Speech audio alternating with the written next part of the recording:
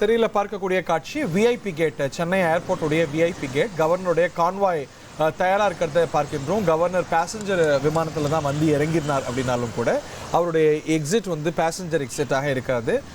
Protocol இருக்குது. கவர்னருடைய convoy தயார் நிலையில் இருக்கிறத பார்க்கின்றோம். சென்னை ஏர்போர்ட்லேருந்து கிளம்பி கடகடன்னு போயிடுவார்.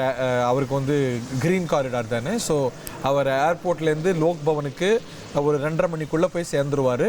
3:30 மணிக்கு திரு விஜய்க்கு கவர்னரோட அப்பாயின்மெண்ட். அதில் தான் சம்பிரதாயபூர்வமாக ஆட்சி அமைக்க உரிமை கோர்றாரு. கவர்னருடைய கான்வாய் அலர்ட் வந்திருக்கிறத நம்ம பார்க்கின்றோம். பிகாஸ் கவர்னருடைய விமானம் வந்து இறங்கியிருக்கிறது. அது வந்து டீப்ளைன் பண்ணதுக்கப்புறம் அவர் தனியாக அழைத்து வரப்பட்டு, இது கேட் நம்பர் 9 என்ன சொல்லுவாங்க, இது கேட் நம்பர் 9 தானே இது? Okay, Jal stay corrected if it's wrong. ஏன்னா விஐபிக்கள் முதலமைச்சர், ஆளுநர் இந்த மாதிரி அந்தஸ்தில் இருக்கிறவங்க ஏர்போர்ட்டுக்கு நம்ம எல்லோரும் போல் இந்த முனையத்தின் வாயிலாக போகாமல் இந்த முனையத்தின் இந்த வழி வாயிலாகத்தான், இந்த விஐபி கேட் வாயிலாகத்தான் உள்ளே போய் எக்ஸிட் ஆவாங்க. கவர்னருடைய விமானம் வந்து இறங்கியிருக்கிறது. அவர் அங்கேருந்து டார்மாக்லேருந்து அழைத்து வரப்பட்டு இப்போ அவரோட கான்வாய் அலர்ட்டில் இருக்கிறத நம்ம பார்க்கின்றோம். ஒலியோட அவருடைய வாகனம் கான்வாய் கிளம்புறதுக்கு, பைலட் வெஹிக்கிள் கிளம்புறதுக்கு தயாராக இருக்கிறத நம்ம பார்க்கின்றோம். கவர்னர் இங்கேருந்து கிளம்பிடுவார். இந்த விஷுவல்ஸோட இன்னும் கொஞ்சம் வினாடிகளில் இணையற நேர்களே.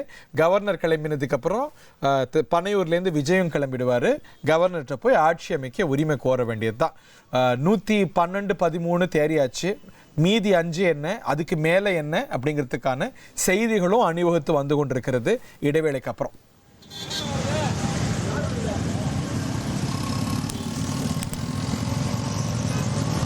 இப்போ கம்யூனிஸ்ட், இப்போ நம்பி சார் சொல்கிறாரு கம்யூனிஸ்ட் விசிக்கான்னு. இப்போ கம்யூனிஸ்ட் பார்க்குறோம், அவங்களுடைய செயல் அப்படி அந்த திசையில் இல்லையே. இப்போ பாருங்களேன், நேத்திக்கு போய் சமயம் வரைக்கும் இல்லை, பட் ஆனால் அவங்க பாருங்க 2 ஃப்ரீக்வெண்ட் மீட்டிங்ஸ் நேத்திக்கு போய் சந்திச்சிருக்கிறாங்க திமுக தலைவரை, இன்னைக்கும் சந்திச்சிருக்கிறாங்க. எம்எல்ஏக்களையும் கூட்டு போயிருக்கிறாங்க. எங்களுக்கு லெட்டர் வரலங்கிறாங்க. ஒரு நான் கமிட்டலாக அது ஒரு எந்தூசியாசமே இல்லாமல் தான் அவங்க உடல் மொழின்னு சொல்லுவீங்கல்ல. ஆமாம், அந்த உடல் மொழியும் அவங்க வாய்மொழியும் எனக்கு என்ன தோணுதுன்னா எந்த நேரமும் மாறுவாங்க. பட் பெருமாள் மணி சார் அப்படி தெரியுதா? திரு சண்முகம் ரொம்ப இரிட்டேட்டடா பேசினார். தாவேகா பக்கம் போறவர் மாதிரி இருந்ததுன்னா இன்னைக்கு போய் சித்தரஞ்சன் சாலையில நிக்கிறதுக்கு அவசியம் இருக்குமா? இல்லைங்க, ஏன்னா அவங்க வந்து அதை அவங்களுக்கு அந்த வாய்ப்பு ரொம்ப ஓப்பனாக தான் இருந்ததுங்க. இன்னும் சொல்லப்போனால் காங்கிரஸ் முடிவெடுக்கிறதுக்கு முன்னாடியே கூட அவங்க முடிவு எடுத்திருக்கலாம். ஏன் வந்து இவ்வளவு தயக்கம் காட்டுறாங்க ஏன் நினைக்கிறீங்க? உங்க அனுமானம் என்ன? இல்லை, அது எனக்கு உண்மையிலே அது வந்து ஆச்சரியமாக தான் இருக்குது. ஏன்னா அவங்களுக்கு இந்த வாய்ப்பு வந்து தேர்தலுக்கு முன்னாடியே இருந்தது. தேர்தலுக்கு முன்னாடி கூட்டணி அமைப்பதற்கான ஒரு வாய்ப்பாகவே கூட இருந்தது. ஆனால் அவங்கக்கிட்ட ஒரு பெரிய அளவில் ஒரு தயக்கம் இருக்குது. இப்போ காங்கிரஸாவது நேற்று வந்து டெல்லியில் லீடு கொடுத்துட்டாங்க, மாநில தலைமை இந்த முடிவை எடுக்கும் அப்படின்னு சொல்லி. அதுக்கப்புறம் நமக்கே தெரியும், மேபி சோம்நாத் சாட்டர்ஜி வானத்திலேருந்து பார்த்திருந்தா இப்படி சொல்வாரா இருக்கும், they will never miss an opportunity to miss an opportunity அப்படின்னு சொல்வாரா இருக்கும். ரொம்ப சரியாக சொல்கிறீங்க. ஏன்னா அவர் வந்து இந்த ஆட்சி அதிகாரத்துக்குள்ள வந்து கம்யூனிஸ்டுகள் பங்கேற்கணும் அவர் ரொம்ப தீவிரமாக இருந்தது. அதோடைய ரொம்ப நவீன முகமாகவும் அவர் வந்து அறியப்பட்டவர். அவர் சபாநாயகர் போன்ற பொறுப்புகளெல்லாம் கூட இருந்தவர்.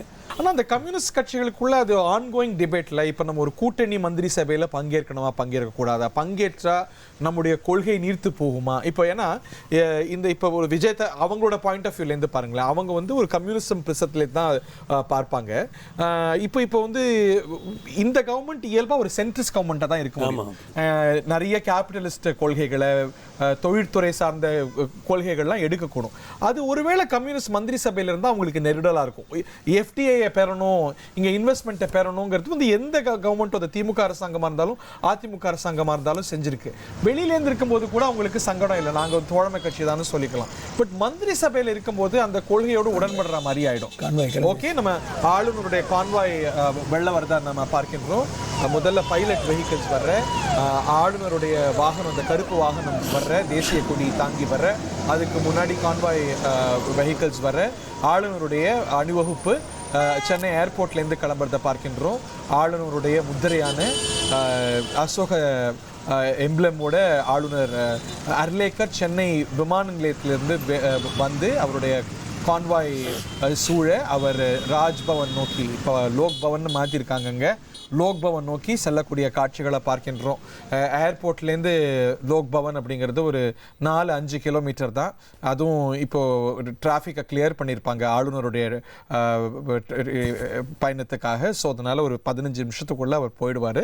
விஜயும் கூட கிளம்பிடுவார். அந்த காட்சிகளோட நம்ம சின்ன கான்வாயாக தான், ஒப்பீட்டளவில் சின்ன கான்வாய். முதல்ல போன கவர்னருக்கும் அவ்வளவுதான் இருந்ததுங்க. பொதுவாக பாஜக கவர்னர்கள் வந்து அந்த கான்வாய் வந்து ரொம்ப, என்ன சார், பாஜக கவர்னர்கள் கான்வாய் சைஸ் வந்து ரொம்ப சின்னதா வச்சுக்கிறது கவனிக்க வேண்டியதா தான் இருக்கு. ஆமா, ரொம்ப ரோசையாக்கும் கொஞ்சம் பெருசா இருந்தது. காரணம் என்னன்னா அவர் நக்சல் த்ரெட்ல இருந்தார். ஏன்னா இப்ப நீங்க ரோசையா கவர்னரா இருக்கும் போது பாத்தீங்கன்னா சிஎம் கான்வாய்க்கு நிகரா அவரோட கான்வாய் நம்பர்ஸ் இது விசாரிச்சு பார்க்கும்போது ஒன்னு செல்வி ஜெயலலிதாவோட ஃபேவரட் அவர். அவங்க ரொம்ப, ஏன்னா யூபிஏ ஆட்சி காலத்துல நியமிக்கப்பட்ட கவர்னர்.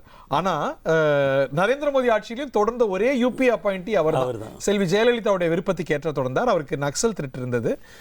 இந்த கவர்னர்லாம் ஒரு சிம்பிளான கவர்னர், ரொம்ப எளிமையான அப்ரோச் கொண்டவர்னு நம்ம அறிகின்றோம். ரவி அவர்களுக்கும் இதே அளவிலான நம்பர்ஸ்ல தான் கான்வாய் நான் பார்த்து. பல கவர்னர்கள் வந்து அவங்க சித்தாந்தத்தில் ரொம்ப தீவிரமா நல்ல அந்த சித்தாந்தத்தோட நீண்ட காலமா. இப்போ இந்த கவர்னரை பத்தி சொல்லுங்களேன். இவரோட பின்புலத்தில் நீங்க நிறைய பார்த்திருப்பீங்க. அதையெல்லாம் கூட நம்ம பார்க்கலாம். ஒரு சிறிய இடைவெளிக்கு பிறகு திரு விஜய் அவர்களும் கூட இந்த கவர்னரை பொறுத்த வரைக்கும் அவர் வந்து ஒரு தாழ்த்தப்பட்ட சமூகத்திலேருந்து வந்து இந்த ஐடியாலஜியோட தொடர்பு கொண்டு அவருக்கும் ஒரு ஜனரஞ்சகமான ஒரு கவர்னர் அப்படின்னு ஒரு பெயர் எடுத்திருக்கிறாரு. கேரளாவுடைய ஆளுநராகவும் இருக்கிறாரு. 2 தேர்தலை சந்தித்திருக்கக்கூடிய மாநிலங்கள்ல அவர் இந்த பொறுப்பை வகிக்கிறாருங்கிறத நம்ம பார்க்கின்றோம். 2 பதவி பிரமாணங்களை அவர் செஞ்சு வைக்க போறாரு. ஒன்னு திரு விஜய்க்கு, நான் கேரளாவை ஃபாலோவே பண்ணல சார். யார் சார் அங்க சிஎம் எலெக்ட்? அந்த 3 பேருக்கு இடையில போட்டி. யார் யாருக்கு?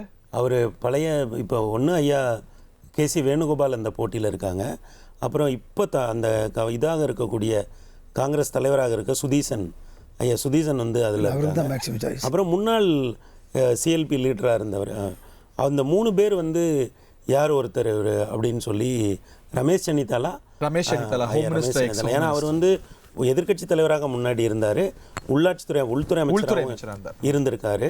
அந்த 3 பேர்ல யாரோ ஒருத்தர். ஓகே. ஆனா இப்ப உள்துறை எல்லாம் தனியா மந்திரி இருப்பாங்களா அப்படிங்கறதெல்லாம் மத்த ஸ்டேட்ல தான் பார்ப்போம். தமிழ்நாட்டுல விஜய் தான் வச்சுப்பார் இல்லையா? அவர் தான் நிச்சயம். ஓகே. ஏன்னா அது சென்சிட்டிவான, ரொம்ப சென்சிட்டிவான. இதுல என்ன ஒரு ஒற்றுமைனா 2 பேருமே கோவாவை சேர்ந்தவங்க. ஐயா அர்லேக்கரும் கோவாவை சேர்ந்தவர், காங்கிரஸ் மேலிட பொறுப்பாளராக இருக்கிற கோவா கனெக்ட் நிறைய தமிழ்நாட்டுக்கு. இன்ட்ரெஸ்டிங். ஒரு சிறிய இடைவேளைக்கு பிறகு முக்கியமான செய்திகளோடு காட்சிகளோடு நேரம். இன்னும் மேட்டர் ஆஃப் மினிட்ஸ் பனையூர் அலுவலகத்திலிருந்து திரு விஜய் கிளம்பி ஆளுநர் மாளிகை நோக்கி புறப்படுகிறார். யார் யாருடைய ஆதரவு பெறாருங்கிறதுக்கான விடை அடுத்த நிமிடங்கள்ல நமக்கு தெரிய ஆரம்பிக்க போகுது. காங்கிரஸ் பெற்றுட்டார். உங்கள் தந்திவன் தொலைக்காட்சியில் ரகசிய சிநேகிதியே தினமும் இரவு 8 மணிக்கு காண தவறாதீர்கள்.